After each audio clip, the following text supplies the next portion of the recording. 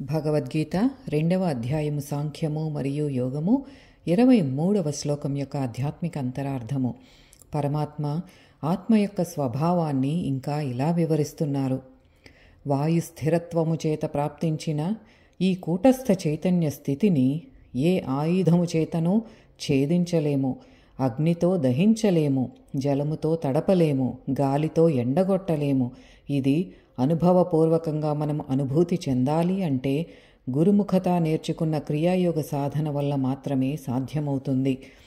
శాశ్వతమైనది, అవినాశి, సర్వవ్యాపి అయిన ఆత్మను ఈ పంచభూతాలు అయిన భూమి, నీరు, అగ్ని, వాయువు ఏదీ కూడా భంగం కలిగించలేవు.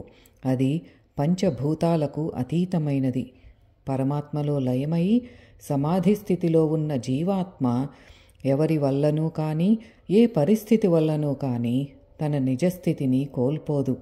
ఆ స్థితిలోనే ఈ భౌతిక దృశ్యమాన ప్రపంచమంతా ఒక స్వప్నములా గోచరించి బ్రహ్మానంద స్థితిని అనుభూతి చెందుతూ ఉంటుంది. ఇదే God talks with Arjuna the Bhagavad Gita 2వ అధ్యాయమైన సాంఖ్యము మరియు యోగము 23వ శ్లోకం యొక్క ఆధ్యాత్మిక అంతరార్థము.